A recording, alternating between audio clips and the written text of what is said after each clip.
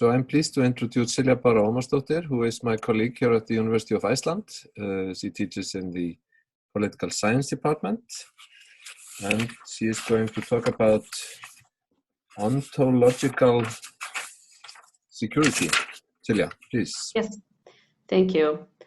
I'm going to share some slides. All right, so as Jon mentioned, I am in the Faculty of Political Science. My background is in international affairs, and I did my PhD a few years ago on security perceptions of people in Iceland, and it's still a fairly new way of looking at security because we are trying to see what it is that individual people rather than the authorities are thinking about security. And I did this survey. I started doing qualitative interviews, group interviews, with about 250, 300 people in total in 20 groups. And then we followed it up a few years later with a survey. I'm going to go through these results and put them in the context of this pandemic at the end. So what I've been wondering about for the last few weeks is how a state can maintain security and maintain the perception of security, and whether we can think about one as more important than the other. And I don't really have any answers yet, but maybe I have some better questions at the end of this. And as I said, I conducted an in-depth qualitative study with focus groups, and followed up with a large-scale survey that was conducted in November and December of 2016. And in the interviews, we found a lot of discussion about the fear of our healthcare system being underfunded and that it would fail at times of crisis because it was demonstrating such weakness during just the everyday operations. So I thought this would be a perfect opportunity when Jon asked me to join you here today to sort of go back and look at this data and see if there were any interesting questions there. And the questions that I'm going to talk about, they were a part of the first large-scale survey that was conducted on foreign affairs and security, and was conducted by the Social Science Research Institute at the University of Iceland in December 2016. And it was put to the SSRI's full web panel, online panel, meaning we had in total about 5,000 participants. So it's a huge population that was involved.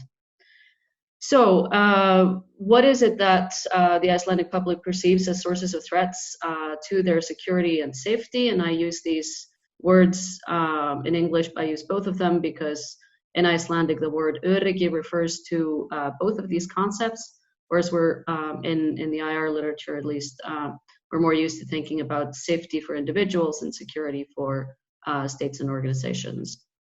And my main findings were that the population had far more concern with threats to security that are of an environmental, social, economic nature than to the political or military systems, which then runs quite counter to the aspects of security that governments tend to prioritize.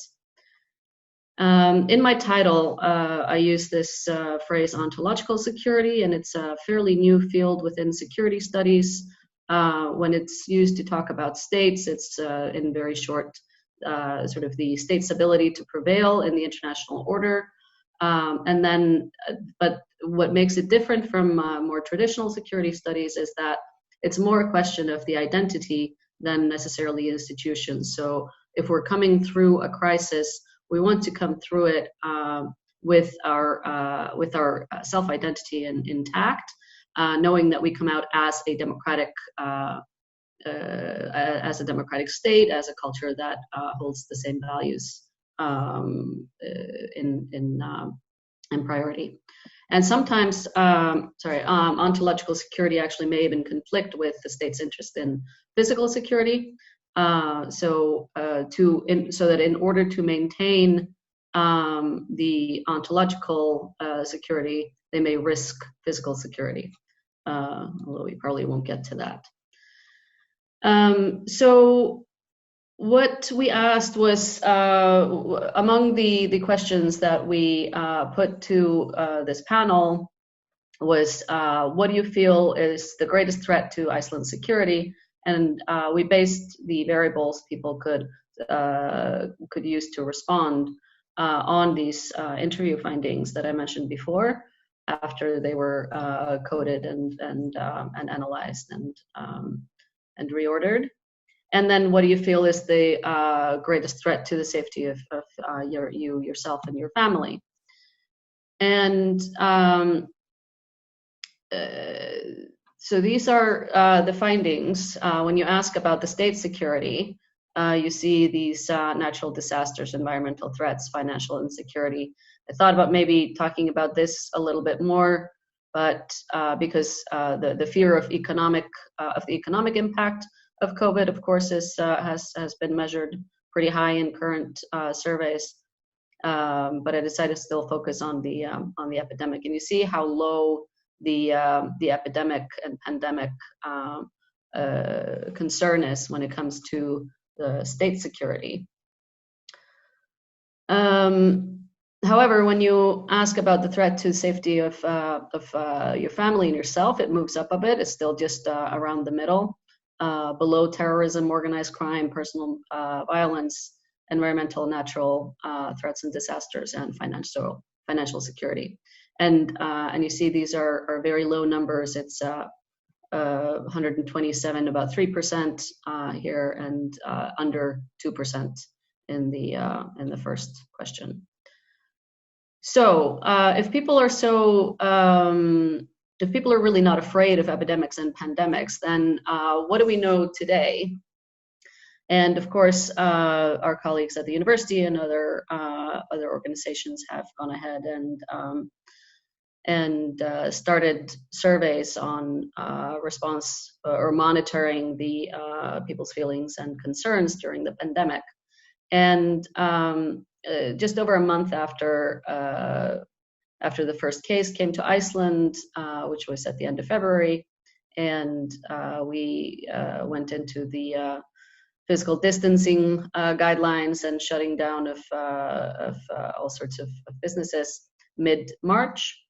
71% were quite worried about the pandemic, and 93% said that they were responding to the guidelines from Civil Protection and the Directorate of Health.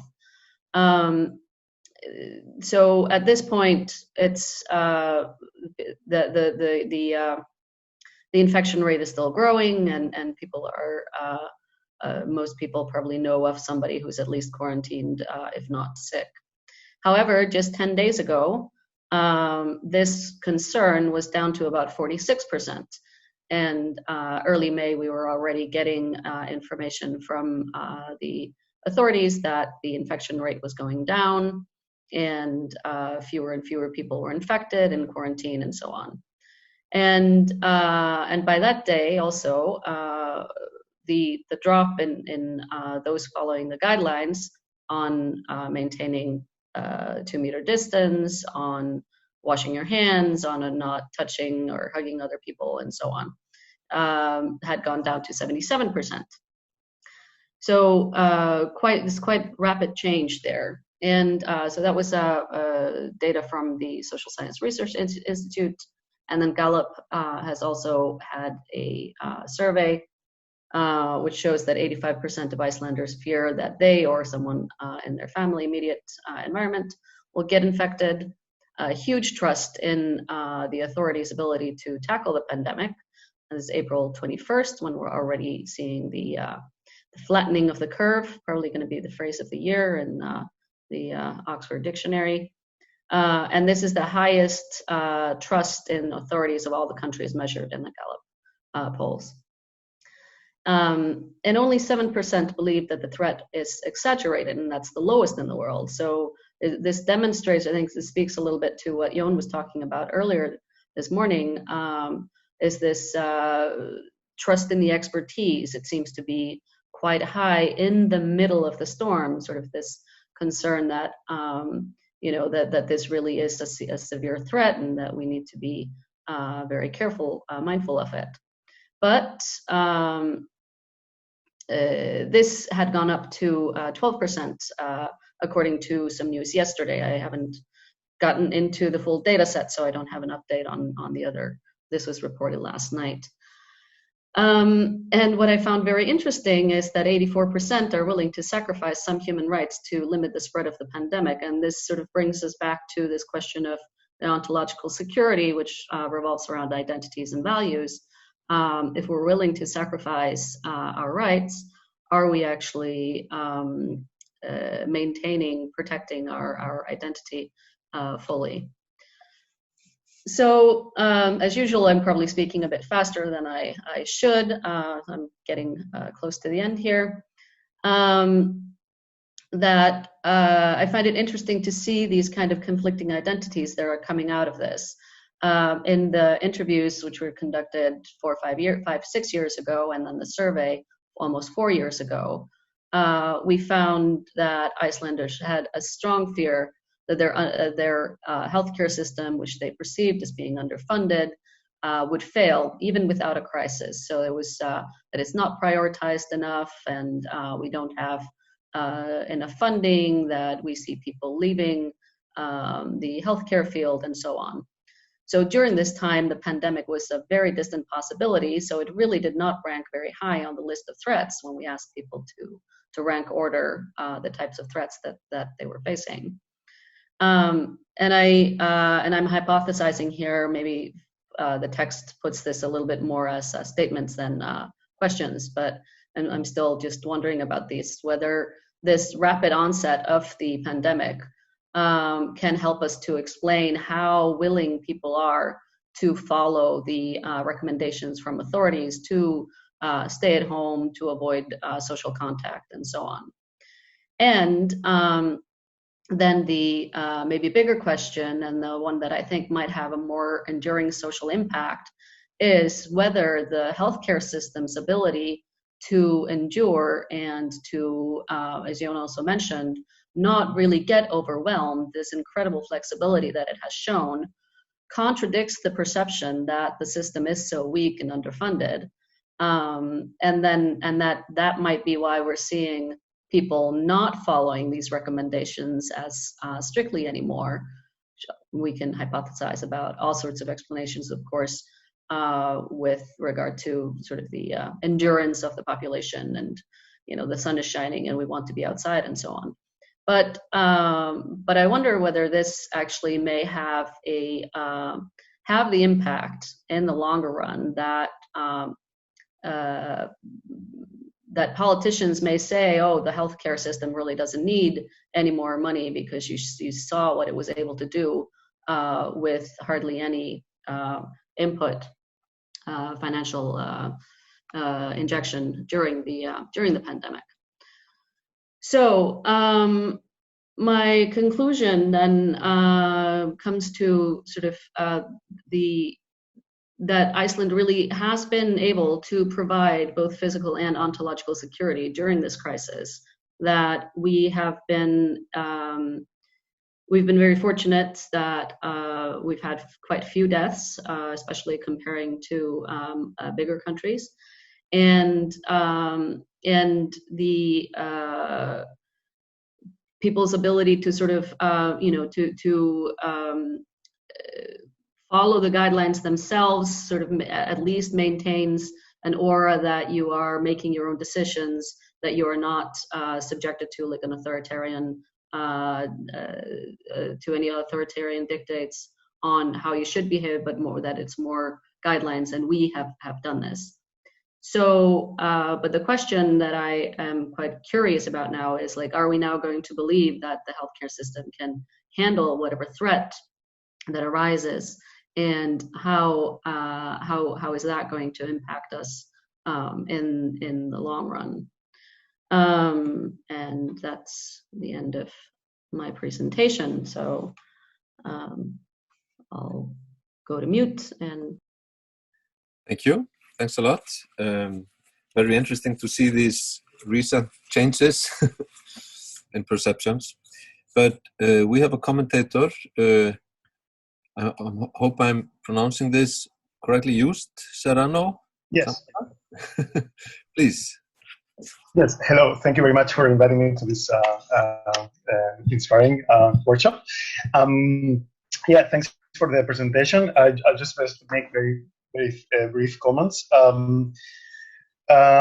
So I come from Barcelona, so I'm going to speak a little bit about the case here. I was comparing what you were saying about the perception of security and so on and so on, and I just want to make some comparisons. Maybe they are of interest. So one of the questions that just popped into my mind when I was saying your data is that there was a very high perception, positive perception of the way the Icelandic state was managing the crisis, and you spoke of 96% of approval, to say. And it's interesting. I was wondering here if it has also to do with the fact that people were able to perceive this management or the management of the crisis so positively has also to do with the legitimacy of state institutions in general in Iceland. So I really don't know how it is there, so that's why I'm asking. And I think it's an interesting question because in Catalonia, precisely, so the region where Barcelona is the capital of Catalonia, there was an interesting study, survey about the perception people have of different institutions and the way in which they manage this crisis, no? And it's interesting that those who are for the independence of Catalonia judged that the Catalan government did a very good job and that the Spanish government didn't, and the other way around. So it is funny to observe how sometimes the very legitimacy of certain institutions already changes the perception of how crises are managed. So this is the first comment / question that I wanted to ask. And yeah, there's another very, I know they don't really go into the heart of what you were saying, but I think they're still interesting. There's a second question which has to do with this idea of sacrificing, this idea of ontological security, sacrificing rights. Of course, here the idea that the sacrifice of rights has a temporal dimension. So to say we're sacrificing rights just for a few months or just for a few weeks, and only to a certain extent, and also falling under certain exception laws, constitutionally framed state of exception, so to say. Yeah, I guess this plays also an important role. So the sense that there is a sense that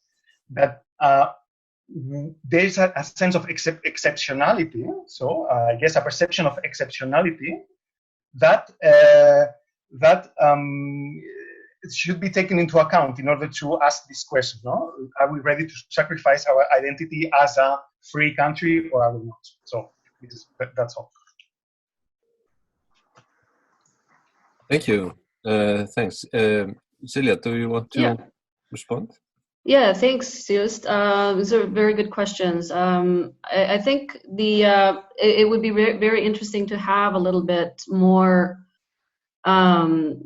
comparison across, not just within Iceland, but also just across the world. I mean, it seems like in many countries around the world, trust in authorities is going up. Like most, there was a study in Scandinavia where people in every country thought that their authorities were doing it the right way, better than the neighboring countries. So there seems to be sort of I don't know, an endowment effect or something that comes into it. It's like, oh, my government's doing the best they can, because also we want to that helps us feel secure that people are doing their best, or the idea of that. But we've had, the trust in our government has been maybe, or support for it. I guess the trust is a little bit different, but support for the government was not very high before we went into this. but it seems like the mediation of information, I think, has had a very significant impact.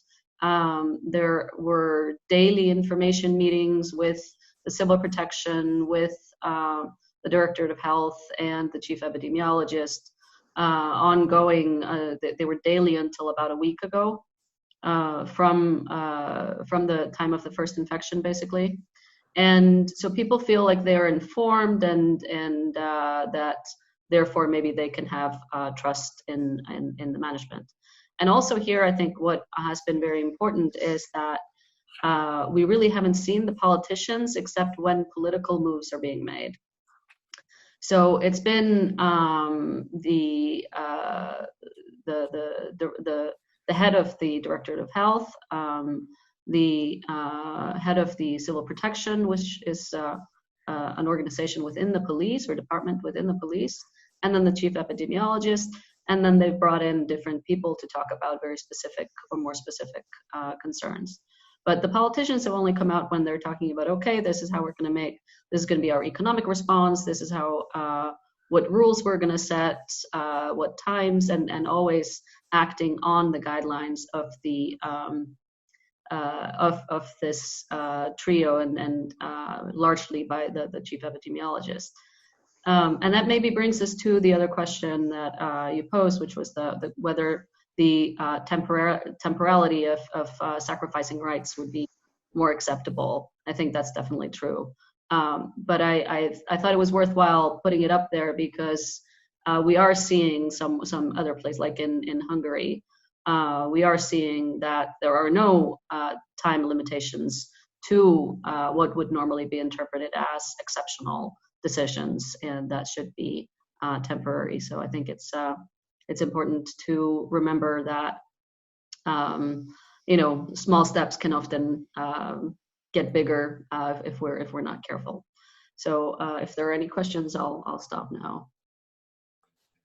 There is no one raising hand at the moment, so maybe I'll jump in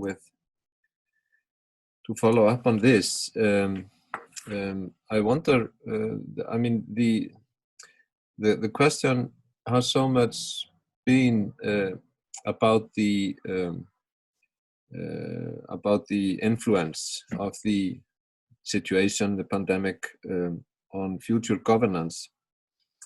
And you have a range of possible answers, going from very bad to very good. You see politicians like Katrín Jakobsdóttir did this morning, expressing the hope that there will be good effects of this, that this will make politicians or even corporations focus on other things than profits in the case of corporations and so on. But what I feel a bit about these predictions or questions about future effects is the extreme speculative nature of them. So I wonder, you are actually describing positive effects in a way. So if we would focus on increased trust and seeing those as reflective of a more healthy relationship between government and the public, and when I say more healthy, a relationship where it is more sort of open for the government or for the executive to explain policies to the public without the extreme suspicion that usually follows. What would you think is what is needed? What kind of action is needed to preserve the better influences of the pandemic for future into the future? Well, that's no small question. I mean, I think that's basically what I would love to see come out of this is, I think like a lot of what you were talking about this morning, Jon, is, there are concerns with going completely with, the expertise, because, I am an expert in international relations, you're an expert in a different thing, and we come with our different fields and recommendations based on those. A politician's role would be to take all of those different recommendations and find the most workable solution within a political framework, and that would be my fear, that we wouldn't always have the full information. I don't have the economics background to talk about that. I can talk about the politics, the international environment, and so on. But what seems to have worked here is this interaction. And what I have sort of been heartened by in this process is that the trio, as they're called here in Iceland, or the troika, that is at the front of the debate and presenting all this information to the public, is that they say that when they sit down, they don't agree all the time, that they argue and try to come to a conclusion. So, that's maybe the problem that we have is that, in politics, people don't always listen and to one another, and they don't take each other's advice because they have made up their mind already. And what has been promising about this is that they seem to be listening to one another and then coming to a joint conclusion. I see we have some questions now. So Katrín, would you go first? And then thank you so much, Silja, for this. I was just wondering, because basically adding on to what Lisa was speaking about before the lunch break, about values and knowledge and all that, and how that sort of can be, balanced. And what I was thinking is that the interesting part about the research behind this immense trust here in Iceland could possibly be sort of the like you were touching upon now, the value-based performance of these scientists, that they are actually very humble and they're kind and they seem to be listening a lot and they're using consensus among themselves. They're also very inclusive. As soon as somebody suggests, okay, we need to hear from people who have domestic violence or something like that as a specialty, they're brought in. And also I think they admit their mistake, which is very unlike the political nature of our representatives. So this almost like a naive tone, I think, is probably one of the basics of this immense trust. The people can actually relate, because it feels like even though they're so highly specialized, they're still sort of one of us. They don't have an agenda, they don't need to be re-elected and all that. So those effects of the tone and the delivering of the message, I think, would be very interesting to research further and try to find out why this has worked so well. Thank you. Thank you, Gata. Nice to see you. I think it's a really good point, and I think Nanna is commenting on this next presentation, I think, and so maybe ask her to step in a little bit as well on this. But I think what you're describing, I think you used the word naive, but I think maybe it's that they show vulnerability, that they look human, and people can relate to that. And I know Nanna has studied vulnerability a lot, so that's why I mentioned her on this. And I think that is a great way of, I think it's a very strong leadership, actually, to show that. And I think you're right that it creates trust and makes people more comfortable in following. And this sort of, I remember a couple of times, and I've been wondering whether you can get the transcripts of these meetings at some point to do a discourse analysis of them, because there's a lot of these questions that you're like, oh, come on, they already said that, but then sort of repeating the answer and validating the question and the questioner, and saying, yes, it's a good point, we hear you. And one thing that I remember, or was in my memory, is when somebody was asking, like, oh, this ban on hugging people. And then the chief epidemiologist, Thorolfur, said, no. I must have done something wrong if you think I've banned you from touching other people. We are asking you to be careful. That is like asking, be careful, not ban, not prohibit. So I think, this type of discourse has been a positive, has had a positive effect on the process. Victor, would you go next? Yeah, hi. Thanks a lot, Silja, for a great presentation and very interesting to see all the data and the survey and everything. And good to see you and all of you again. I was just interested, sort of thinking about what you were talking about a little bit earlier, a bit more, sort of the distinction between kind of trust in the executive and trust in the kind of incumbent, well, okay, let's say sort of trust in the executive broadly and the incumbent government more specifically. And so I think it's very interesting, and I've just been following it. And like you mentioned, the Icelandic government has stepped very much to the sidelines. They have these press conferences now and again, but generally it feels like we're being led by the experts. While I was in the UK earlier, before I fled back to Iceland, they had the experts, but they also usually have the minister and Boris or some other minister sort of leading the press conference and the image. And, the most important speeches are usually given by Boris, and the image is kind of the politicians are taking advice from the experts, but they're leading it. And you might argue that that's, some would argue that that's appropriate because you need political accountability and so forth. But I think it's interesting, and just for us to study political trust per se, like is the very high confidence in sort of the actions of the Icelandic government, and when you ask about that in the survey, do you think that they sort of reflect trust in sort of the institutions of government more broadly? And do you think maybe the government managed to have it a reflection of that by stepping a little bit aside? So if maybe they would, if Katrín or Svandís or Lilja or whoever would be in all of these daily meetings, do you think maybe the trust would be lower and more partisan? And maybe Jón can comment on this as well. I'm not sure if this is a specific question. I just think it's an interesting thing to think about. I think it's a really good comment and a really good question. Now the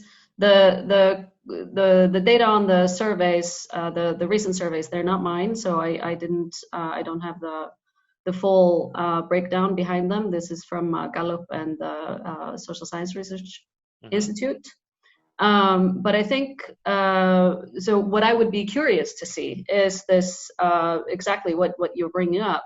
Is the trust that people are showing in the decision making, which is basically trust in the troika. Is that trust transferable to the authorities? And I'm pretty sure that, but it is a guess, that if the politicians had done what the leaders in the UK and in the US have done and stepped into every information meeting almost and sort of politicized the message that is being put out, that the message would not have been taken as universally. There would have been political differences like what we're seeing in the US in the way that the message is being received and followed. And B, that it would have had an impact on people's faith in leadership based on political affiliation. But this is there's probably the data is probably behind there, behind in these surveys. And I see Sævar is putting here in text that the political leadership has been very different in regard to the economic situation. And I think that sort of affirms what I'm saying is that the economic message has not been received as unequivocally positive, whereas the epidemiological response has been very strongly positive. Sævar, if you want to bring this up more, then maybe if you disagree, yeah. So I think we're sort of at the edge of my time, right, Jon? Actually, I made a mistake. I started 5 minutes late, so those 5 minutes of the next break. So we have a few more minutes. I don't know if Sævar wants to add something to what you wrote, but he says agree. Yeah. Okay. Okay. So I think also, I mean, what's so interesting is governments are supposed to deal with economic issues. Mm-hmm. So, calling in the specialists is a little bit more difficult than saying, hey, we are overwhelmed by something that we are not supposed to be dealing with. So we have to, put the officials in place. But what is so interesting is the management of the health officials, because I'm sure in most countries, the moment the government is confronted with the question, how are we going to deal with the public health specialists? How are we going to insert them into? How are we going to make them visible and so on? The question for them is how do we make them strengthen our message? That must be the case. Mm-hmm. It seemed in the Icelandic case for a while, and some people actually were commenting on that the government was actually, giving him even too much power to the specialists. But I think it's partly can be explained by by what the law says, which gives actually quite a lot of authority to the chief infectiologist or epidemiologist. But I mean, in the U.S., Anthony Fauci becomes a very prominent public figure, but then the president gets very uneasy about that. So I mean, it's the clearly in the situation, it's so important for the government to manage the experts correctly, and some have done it well, some maybe not so well. Yeah, I agree. I think it's if we look at to the U.S. I mean, I think Fauci is and Dr. Birx as well are a great example of when you bring in the experts, but you don't let their expertise be expertise. You politicize it. Right. So or sort of send mixed messages by bringing politics into their message. So people are responding based on their political instinct in many ways, rather than on sort of getting this this is the agreed upon message, and that's going to be the health message and the political message. Great. Unless there is something brief and urgent that anyone wants to say. Tiny brief and urgent thing. Just may I ask, because if we are looking at it as like power flowing from elected representatives to the specialist and then somehow back and uniting, like you were talking about, Jon, could we foresee the situation where these situations or these positions, like of the whatever it's called, the doctor, epidemiology. Thank you. Becoming politicized. So actually people starting running for office because now they know that this is a highly powerful office and we have to think about it that way. If in case of another epidemic, which is always a when and not an if, then it would be very good to have a person there that belongs to the whatever elite that would be plotting this conspiracy theory of men, Yeah. Yeah, I think it's a good comment. I think I don't need to respond to that. Great. So thanks a lot, Silja. Thank you.